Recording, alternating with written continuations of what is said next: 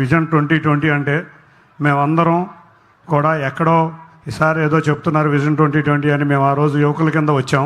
నిజంగా ఆ విజన్ 2020 ఫలాలు అనుభవించిన వాళ్ళం నేను కూడా ఒకడిని. తప్పకుండా ఇవాళ హైదరాబాద్లో మీరు ఐటీ పరిశ్రమలు తెచ్చారు, ఫార్మా ఇండస్ట్రీ తెచ్చారు, కన్స్ట్రక్షన్ ఇండస్ట్రీ బాగుంది, స్పోర్ట్స్ విలేజ్ కట్టారు. ఇట్లా హైదరాబాదు గతే కాకుండా ఉమ్మడి ఆంధ్రప్రదేశ్లో ఎంతోమంది విద్యార్థులు ఆ రోజు ఐటీని అభ్యసించే విధంగా ఇంజనీరింగ్ కాలేజీలు పెంచి ఇక్కడ ఉన్న ప్రాంతంలో అగ్రికల్చరల్ ఫ్యామిలీస్ నుంచి మధ్యతరగతి బిలో మధ్యతరగతి నుంచి ఉన్న యువకుల్ని ఎంతోమందిని మీరు ఇవాళ అమెరికాలో కానీ బెంగళూరులో కానీ హైదరాబాద్లో కానీ చక్కటి ఉద్యోగాలు చేస్తున్నారు, బాగా సంపాదిస్తున్నారు. మొన్న కూడా మీరు ఒక మంచి డైలాగ్ కూడా చెప్పారు, కర్మభూమిలో ఉండండి, జన్మభూమికి కూడా సేవ చేయమని చెప్పారు. తప్పకుండా ఇక్కడ ఉన్న ప్రాంత ప్రజలు ఎక్కువ మంది అదే విధంగా కూడా కృషి చేస్తున్నారు. అదే విజన్తో మీరు 2047 స్వర్ణాంధ్ర, ఈ స్వర్ణాంధ్రప్రదేశ్ 2047 వికసిత్ భారత్ ప్రధానమంత్రి గారు నరేంద్ర మోడీ గారు మీరిద్దరూ కలిసి ఇవాళ రాష్ట్రాన్నే కాదు దేశాన్ని కూడా ఎక్కడైనా మనం అభివృద్ధిలో బాటలో తీసుకెళ్ళి సూపర్ పవర్ తీసుకెళ్లే విషయంలో మీ ఇద్దరి కృషి అమోఘం. మీ ఇద్దరు కూడా మేమెవరం కూడా మీ ఇద్దరికి మీ అడుగు జాడల్లో నడవడానికి మేము చాలా ఆనందంగా ఉంటున్నాం. ఎందుకంటే ఎన్నో గంటలు పనిచేస్తారు. కానీ ఏం ఐడియా సార్ మీరు ఇవాళ P4 నిజంగా మమ్మల్ని ఢిల్లీలో అందరూ అడుగుతున్నారు, P3 విన్నాం, P4 ఏంటని అడిగారు.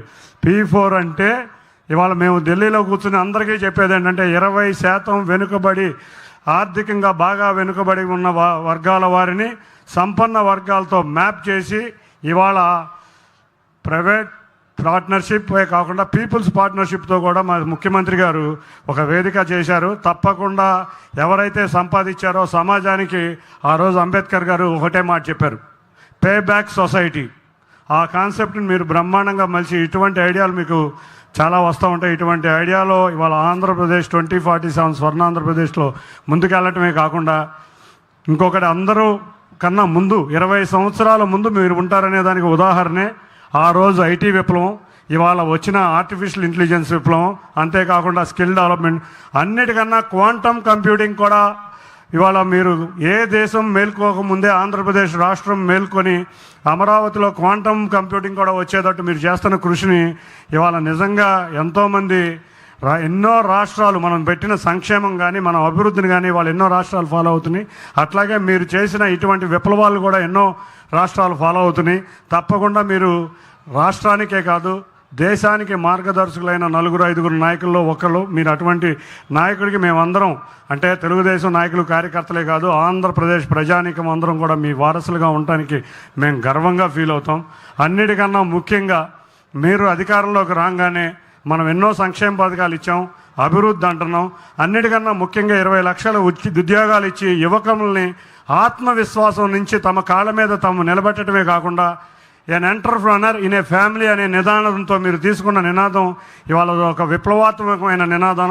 అది ఆంధ్రప్రదేశ్ గతిని మార్చబోయే నినాదం. తప్పకుండా మీ ఆశీర్వచనాలు మీ యొక్క గైడెన్స్ వల్ల ఆంధ్రప్రదేశ్ రాబోయే కాలంలో 2047 కాదు 2035కే అగ్రగామి రాష్ట్రంగా వెలుగొందుతుందని మా అందరి కూడా మాకు ఆలోచన. అంతేకాకుండా ఇవాళ మొన్నటిదాకా అమరావతి, పోలవరం, ఇవాళ గోదావరి, బనకచెర్ల, ఇవాళ రాయలసీమని హార్టికల్చర్ హబ్గా చేయాలనే మీ ఆలోచనలు చూస్తుంటే ఇటువంటి ఆలోచనలతో పాటు ఈ P4 ఈ స్వర్ణాంధ్రప్రదేశ్ ఆలోచనలతో ఆంధ్రప్రదేశ్ రాష్ట్రానికి ఏమీ డోకా లేదు. ఎందుకంటే ఆంధ్రప్రదేశ్ రాష్ట్రానికి ఏ బ్రాండ్ లేకపోయినా బ్రాండ్ CBN అని ఉందని గర్వంగా చెప్పుకుంటాం సార్. తప్పకుండా నందిగామ నియోజకవర్గం, ఈ నియోజకవర్గం తెలుగుదేశం పార్టీకి ఎప్పుడూ వచ్చే నియోజకవర్గం. ఇక్కడి నుంచి ప్రజలు కూడా తెలుగుదేశాన్ని అత్యంతంగా అభిమానించే ప్రజలు, ఇది సెంటిమెంట్ కూడా ఉన్న నియోజకవర్గం. ఇటువంటి నియోజకవర్గంలో మీరు పారిశ్రామిక విప్లవంలో కొన్ని పారిశ్రామిక రంగం అభివృద్ధి చేయాలని మేము అందరం కోరుకుంటున్నాం. అన్నిటికన్నా ముప్పాళ్ళ గ్రామం 1600 మెజార్టీ మాకు ఎమ్మెల్యే గారికి కానీ ఎంపీ గారికి కానీ ఇచ్చింది. అటువంటి గ్రామాన్ని మరింత అభివృద్ధి అంటే మీ చేతిలో అన్ని గ్రామాలు అభివృద్ధి చెందుతాయి. తప్పకుండా ముప్పాళ్ళ గ్రామం మరింత ముందుకు నందిగామ నియోజకవర్గం